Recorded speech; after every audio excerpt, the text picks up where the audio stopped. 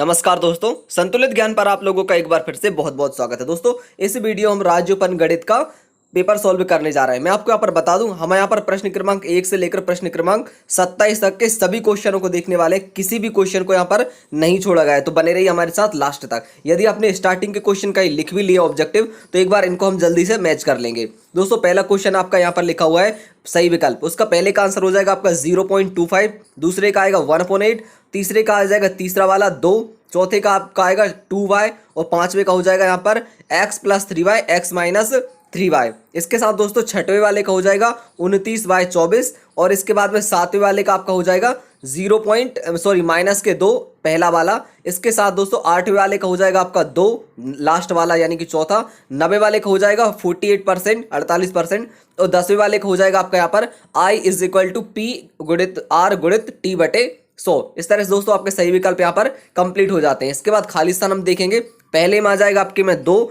दूसरे में आ जाएगा आपके में लाभ, तीसरे में आएगा समरूप और चौथे में आ जाएगा a³। इसके बाद दोस्तों पांचवें में आ जाएगा आपका 180 डिग्री। a³ के बाद में 180 डिग्री। सत्य असत्य देखेंगे इसके बाद हम 7 नंबर के। तो पहले में सत्य, दूसरे में सत्य, तीसरे में सत्य, चौथे में असत्य और पांचवें में सत्य। इस तरह से आपके सत्य असत्य यहाँ पर कंप्लीट हो जाते हैं। इसके बाद दोस्तों प्रश्न क्रमांक 2 देखेंगे। प्रश्न क्रमांक 2 का आपको सॉल्यूशन दिखाई दे रहा है, आप यहाँ से इसको लिख लेंगे।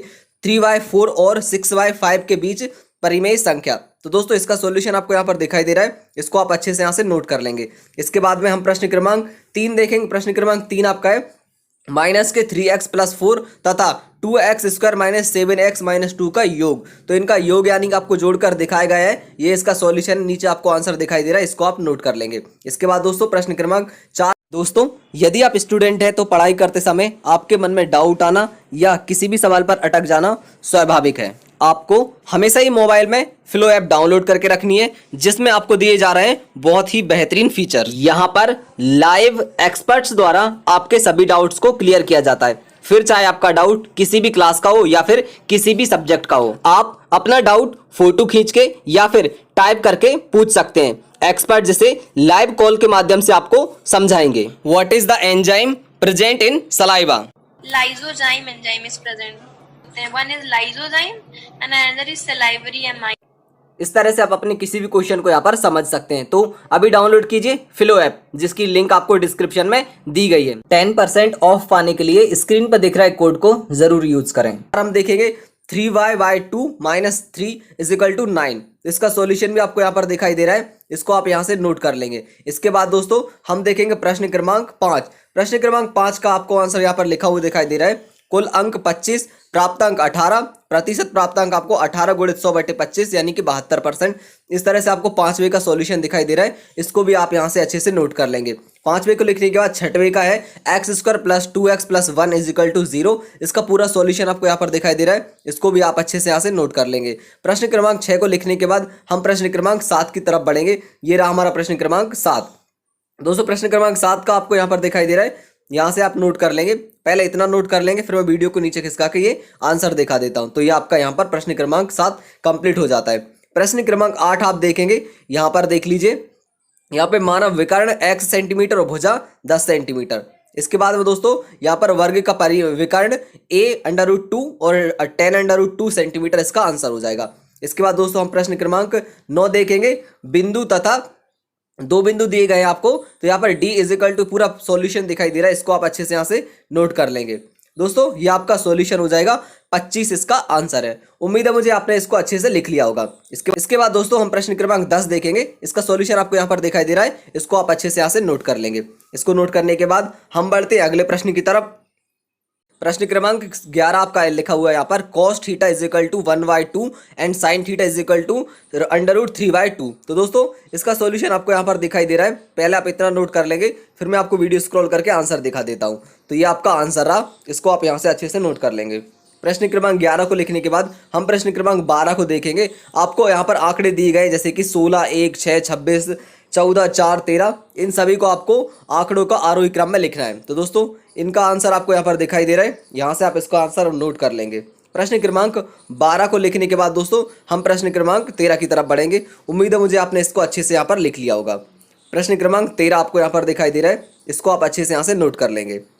प्रायिकता निकालनी है इसकी आपको, तो आप इसको अच्छे से नोट कर ली। दोस्तों हम वीडियो को आगे बढ़ाएं उससे पहले मेरी आपसे रिक्वेस्ट है, यदि आपने वीडियो को अब तक लाइक नहीं किया है तो प्लीज़ एक बार वीडियो को जरूर लाइक कर दें। साथ में आप चैनल को सब्सक्राइब करके बगल में जो घंटी का निशान दिखाई दे रहा है उसको दबा लें, ताकि जैसे ही अगली वीडियो अपलोड हो आपको उसका नोटिफिकेशन मिल सके। यहाँ पर प्रश्न क्रमांक 14 देखेंगे आप, अंडर रूट में आपका 18 लिखा हुआ है का परिमेयीकरण या परिमेयकारी गुणांक निकालना है, तो इसको आप इतना नोट कर लेंगे। इसको लिखने के बाद हम अगले क्वेश्चन की तरफ बढ़ेंगे, प्रश्न क्रमांक 15 की तरफ। दिया है आपको यहाँ पर P = 5,000 रुपये। दोस्तों यहाँ पर आपको ब्याज निकालना है, दर निकालनी है, सॉरी दर का फॉर्मूला आपको नीचे दिखाई दे रहा है, R = ब्याज गुणित 100/T × P। तो इसका बाकी का आंसर आपको ये दिखाई दे रहा है। यहाँ पर दर आपकी निकल के आ गई है 7%। इसको लिखने के बाद दोस्तों हम बढ़ेंगे प्रश्न क्रमांक 18 की तरफ। दोस्तों किसी समतल पर एक बिंदु के चारों ओर एक समान नियत दूरी पर स्थित इस सभी बिंदुओं के समूह से बनी एक घुमावदार बंद आकृति को वृत्त कहते हैं। इसके बाद दोस्तों संकेंद्री किसे कहते हैं? दोस्तों संकेंद्री वृत्त के एक ऐसे समूह को कहते हैं जिसके प्रत्येक सदस्य का केंद्र ही एक बिंदु हो। दोस्तों इसके बाद दोस्तों हम बढ़ेंगे प्रश्न क्रमांक 17 की तरफ। तो आपको प्रश्न क्रमांक 17 का भी सॉल्यूशन दिखाई दे रहा है, इसको आप बहुत अच्छे से यहाँ से नोट कर लेंगे। दोस्तों मैं आपको बता दूं सभी आंसर बिल्कुल सही, बिल्कुल सटीक और बहुत ही अच्छी क्वालिटी में दिए जा रहे हैं। केवल गणित के ही नहीं, आपके बाकी विषय के भी आपको आंसर दिए जा रहे हैं। तो आप क्या करेंगे, सभी विषय के आंसर देखने के लिए चैनल को सब्सक्राइब कर लेंगे, बगल में जो घंटी का निशान दिखाई दे रहा है उसको दबा लेंगे, ताकि जैसे जैसे वीडियो अपलोड होती जाए आपको उनके नोटिफिकेशन मिलते जाएं। प्रश्न क्रमांक 18 आप देखेंगे, यहाँ पर इसका सॉल्यूशन दिया गया है आपको, यहाँ से इसको नोट कर लेंगे। उम्मीद है मुझे आपने इसको इतना लिख लिया होगा। इतना लिखने के बाद मैं वीडियो को स्क्रॉल कर देता हूँ, बाकी का आप यहाँ से इसको कंप्लीट कर लेंगे। तो यहाँ पर आपका RHS = LHS हो चुका है। इसके बाद दोस्तों हम बढ़ते हैं अगले प्रश्न की तरफ। अगला प्रश्न हमारा यहाँ पर है प्रश्न क्रमांक 19। यहाँ पर तस्वीरें वाले पत्रों की संख्या, तो यहाँ पर इसको आप ज्ञात करनी है।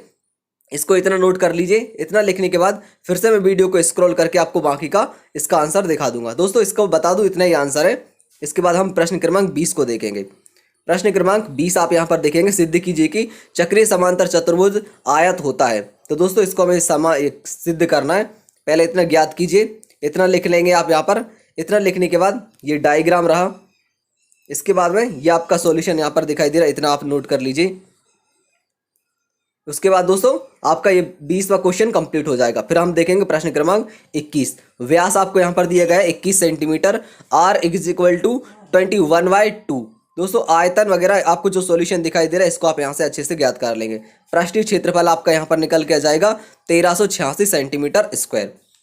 यहाँ पर आपका ये क्वेश्चन कंप्लीट हो जाता है। इसके बाद दोस्तों हम प्रश्न क्रमांक 22 को देखेंगे।